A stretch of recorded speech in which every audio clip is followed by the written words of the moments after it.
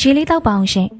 ။အော်ဒါနဲ့ညီမတို့အိမ်မှာနေရထိုင်ရတာအဆင်ပြေရဲ့လားကိုတခုခုလိုတာရှင်ပြောပါနော်။ဘာမှအားနာစရာမလိုပါဘူး။အော်ပြေးပါရဲ့ကျုပ်နှမရဲ့။ကျုပ်ပြေဘာမှမလုပ်ပေးနိုင်သေးပဲ။အခုလိုတဲနေရတာကအားနာလာပါပြီဗျာ။အော်အဲ့အတွက်ဘာမှအားမနာပါနဲ့အကိုရဲ့။ညီမတို့မှာဒီသားဖ2ယောက်ပဲရှိရလေ။ကိုညီမမဟုတ်ပါဘူး။ကူညီပြီးသွားရင်တော့အကိုနေချင်းဆက်နေလို့ရတယ်။အိမ်မှာအားကောင်းမောင်းတဲ့ယောက်ျားတစ်ယောက်ရှိတော့ညီမလေးလုံခြုံတာပေါ့။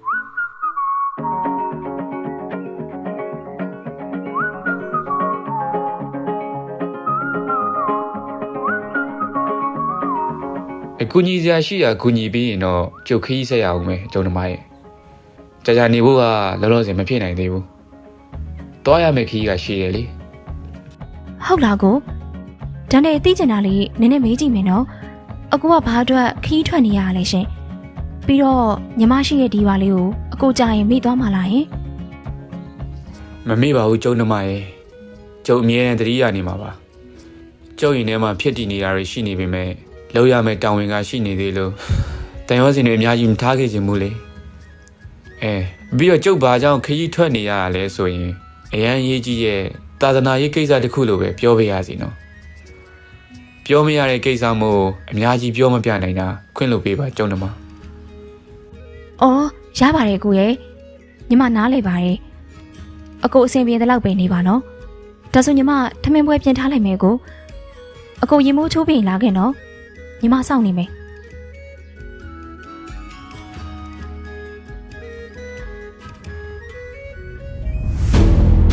အရှင်ဝိမလတရားဓမ္မနီလန်နဲ့မြေခွေးနဲ့ရှင်ရဲ့ကျိုးဆက်ကိုဖျက်တောင်နေတာ6ရက်မြောက်နေ့မှာ3မှတ်ပြေးသွားပြီဖြစ်ပြီးတပတ်မြတာကြံနေပါတော့တယ်။နဂါးကြီးကလည်းရာသီဥတုတန်နဲ့အရှင်ဘုရားရဲ့ဆွမ်းဖုံးရေးအတွက်အမျိုးမျိုးကာကွယ်အမျိုးမျိုးရှာဖွေကတ်လှူနေခဲ့တယ်ဗျ။ဒီအချိန်မြေခွေးနဲ့ရှင်သိမ်းမှာအရှင်ဝိမလရှိရာတောင်စီကိုရောက်လာခဲ့ပါတယ်။သူရောက်လာခဲ့တာနဲ့ပတ်ဝန်းကျင်ကအုပ်မှိုင်းသွားခဲ့တယ်ဗျ။ဒီဘုန်းကြီးတော်တော်သဆိုးရှိတာပဲကွာမင်းတော်ယုံတန်ယုံဝေကျွေးနေတော့မဟုတ်ဘူးပဲအမေငါကျိုးဆက်ကိုတူဖြေနေတာတစ်ဖက်ပဲကြမ်းတော့တာဘူးငါကလည်းဘာနဲ့ညှို့ခံတာလို့ကာဝယ်ပေးနေလည်းမသိအေးခုနှစ်ရက်ပြည့်ရင်မင်းတိမ်မာလို့ငါစီစဉ်ထားခဲ့တာမင်းတိမ်မရက်ကိုတော့ငါမစောင့်နိုင်တော့ဒီနေ့ပဲအပြစ်ဖြတ်ပေးမယ်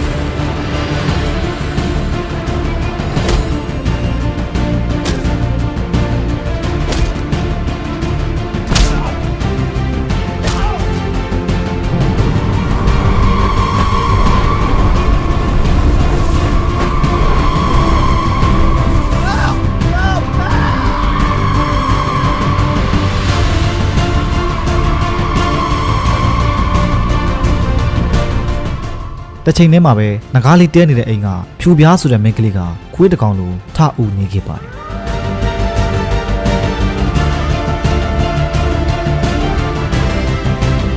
တစ်ဖက်မှာလည်းအရှင်ဝိမလဟာထိန်းချုပ်ခံထားရတဲ့မြေကွေးနဲ့ရှင်ရဲ့အနောက်အဖွဲ့တွေကနေလွတ်မြောက်သွားခဲ့ပါတယ်မြေကွေးနဲ့ရှင်ကိုတော့မင်းနိုင်ကပညာတွေတောက်လျှောက်စစ်ထုတ်နေခဲ့တယ်ဗျနောက်ဆုံးတော့ဘာပညာမှမကျန်တော့ပဲပိန်လီနေတဲ့လူတစ်ယောက်လိုဖြစ်သွားခဲ့ပါတယ်ဒီလောက်ဆိုရင်ရပါပြီတကားတို့ဦးစင်းကိုလာကူညီပေးတာကျေးဇူးအရန်တင်ပါတယ်ကွယ်သူ့တော့ထားလိုက်ပါနော်ထားလို့မရဘူးဖေ။ဒီလိုလူတရိတ်ဆန်တွေကအစွဲကျိုးအောင်ချိုးမှကိုရမှာဟုတ်တယ်ဦးစင်ဒီလိုလူမျိုးကအဆွဲချိုးအောင်မဟုတ်ဘူးတက်ပြမှာတော်ခါကြမှာဒေါသကိုလျှော့ပါတကားကြီးတို့ရဲ့သူ့အကုသိုလ်ကနေကိုယ့်အကုသိုလ်ဖြစ်နေပါဦးမယ်ကိုရောပဲကြည့်ရှင်းလိုက်ပါမယ်နော်စိတ်အေးထားပါကဲတကားကြီးအခုဘလို့လဲမကောင်းမှုဟူသည်စိတ်ကြွယ်ရမရှိတယ်နော်အကုသိုလ်ဆက်မလုပ်ပါနဲ့တော့ကိုတော့တကားကြီးရထားတဲ့စိတ်ကြံနေပြန်ပေးပါဦးစင်းမြတ်တာရက်ခံပါတယ်အရှင်ဝိမလပြောလိုက်တဲ့စကားကြောင့်ခန္ဓာကိုယ်တစ်ခုလုံးမဲမှောင်နေပေမဲ့စေချမ်းရှိတဲ့ကပိုက်ထောင်နေရကရွှေရောင်လင်းလာခဲ့ပါတယ်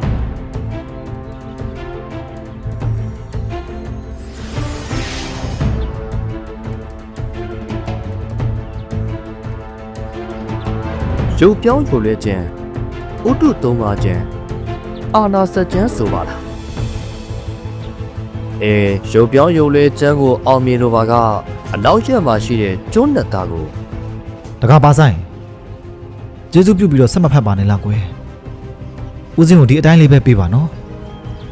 ဒီဇလန်ကိုကြည့်နေတဲ့သူတွေလည်းရှိတယ်လေ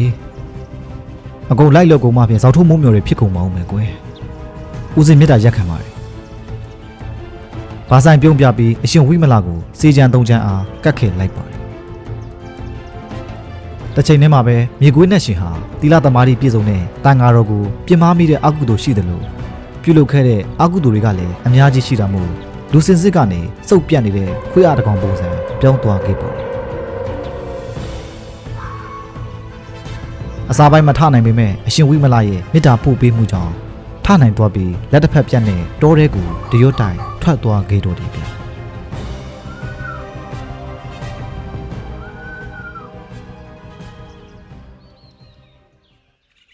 ဒီနေ့ကတကြံအကျိုးနေ့ဆိုတော့ဖြူပြစီကိုရွာထဲကအပြုံးနှစ်ယောက်ကလာခေါ်ခဲ့ပါတယ်သူတို့နှစ်ယောက်လာတော့အိတ်ရှိမှထင်းပေါင်နေတဲ့နဂါးလေးကိုမြင်ပြီးရှက်ပြုံးနဲ့ပွားစီပြောနေခဲ့တယ်ဗျနဂါးလေးသူတို့မြင်ပေမဲ့အာယုံမဆိုင်ပဲလှုပ်ရှားရှိတာဆက်လုပ်နေခဲ့ပါတယ်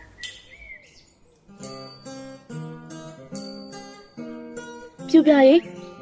ပြူပြရေတထားတော့ပါလားဘာတော့အေးညီတို့ကျုပ်အိမ်မလာစဘူးလာနေတယ်ပြောဘာများလဲအမေညီမေ့နေရအောင်ကြည့်ငါတို့ဒီနေ့ဖျားကောင်းကိုတန်ရှင်းလုပ်ဖို့တိုင်ပင်ထားကြရလေကောင်းမနော်ငါမပြောချင်ဘူးဟိုကိုရောက်နေလို့မလားမဟုတ်တာဟဲ့ငါတို့ကရိုးရိုးသားသားပါနင်တို့မဆိုင်တာမပြောကြစမ်းပါနဲ့သွားမယ်ငါလိုက်ခင်မယ်ညီမကိစ္စရှိလို့အပြင်သွားလိုက်အောင်မယ်နော်ကိုအလုပ်အရင်ကြီးလဲလုံးမနေနဲ့အောင်အိမ်ထဲမှာနားနေပါအောင်ကိုရဲ့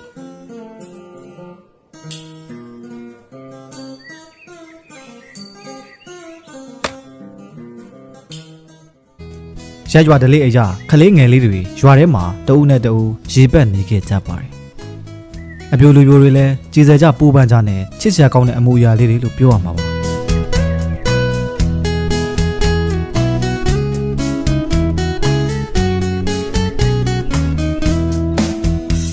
ဖះကုန်းမှာဖြူပြားတို့ကာလာသားကာလာသမီးတွေတန်းရှင်းလုပ်နေကြပါတယ်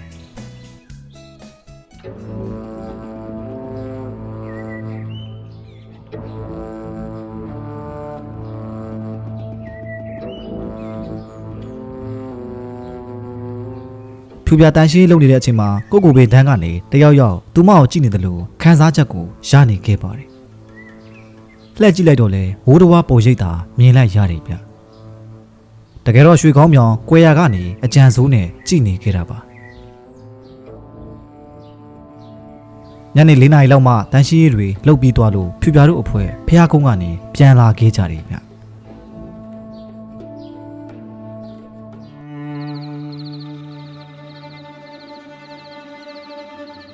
ခတ်တော့ခက်ပြီငါတူရေဥသမီးကဒီအချိန်ထိဘယ်တော့မှအပြင်မှာမနေတတ်ဘူးကွာအခုလိုပြန်မလာသေးပုံထောက်ရင်တခုတော့တခုပဲငါတူရဲ့ဦးလေးသမီးကိုကူရှာပေးပါအောင်ကွာနော် ဟုတ်ကဲ့ဦးလေးမပူနဲ့နော်ကျွန်တော်အခုပဲလိုက်ရှာလိုက်မယ်ဖះကုန်းတဝိုက်လောက်ပဲရှိလိမ့်မယ်ဗျဦးလေးစိတ်အေးထားပြီးစောင့်နေပါကျွန်တော်သွားပြီဦးလေး ဒီလွယ်အိတ်လေးကိုယူသွားပါငါတူဥဒဝိညာဉ်ကဒီအထက်ကဝစပူတသေးလေးထဲမှာရှိတယ်သူ့ကိုခွာမဲ့ပုံစံမှတ်ထားနော်ဝင်လာပေးပါကိုမြတာတဲ့အကူကြီးလိုအပ်လာရင်ခေါ်ဖို့မမေ့စင်နဲ့ဂရုစိုက်ပါကွယ်ငကားလေးဇေဒီတဝိုက်ဖြူပြကိုပတ်ရှာခဲ့ပါတယ်ဒါပေမဲ့မတွေ့ခဲ့ရပါဘူးအဲဒီနောက်ကိုပင်တန်းစီကိုရောက်လာခဲ့တယ်ဗျမောင်ရိတ်တွေကြားတရိပ်ရိပ်မြင်နေရတဲ့လူပုံစံအရာတွေအပင်တွေရဲ့အုပ်ဆိုင်ဆိုင်ဖြစ်နေတဲ့ပုံစံကကြောချမ်းစရာကောင်းလွန်းလှတယ်ဗျငကားလေးကတစီတရဲမမြင်ရတဲ့အရာတွေကိုယုံကြည်တတ်တဲ့သူမဟုတ်တော့ရဲတင်းစွာပဲဖြူပြကိုလိုက်ရှာနေခဲ့ပါတယ်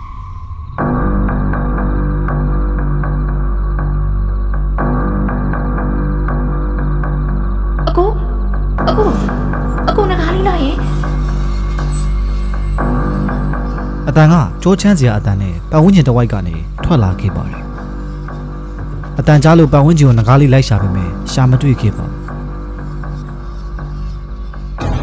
အုပ်ဆိုင်ဆိုင်အပေတပင်အောင်ရောက်တော့အတန်ကအဲ့နာတစ်ဝိုက်ကနေပူကျဲလာလို့ငကားလေးရက်ပြီးလိုက်ရှာနေမိတယ်ဗျ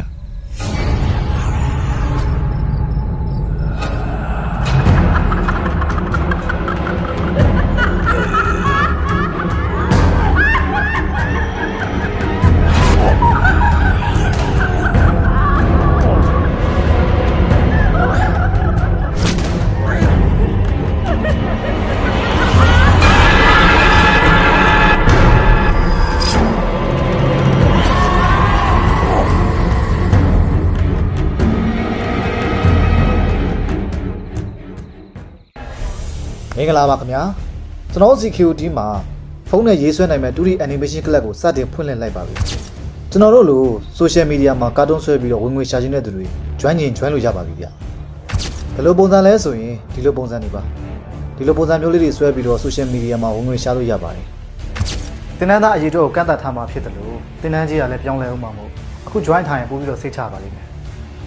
ဆက်သွယ်ရမယ့်နေရာကတော့အဲ့ဒီ Facebook page ဒီပုံစံဒီ follower နဲ့ရှိတဲ့ Facebook page ကနေဆက်သွယ်ပေးပါကျွန်တော်စောင့်နေပါတယ်ဟုတ်ကဲ့အားလုံးကျေးဇူးတင်ပါတယ်ခင်ဗျာ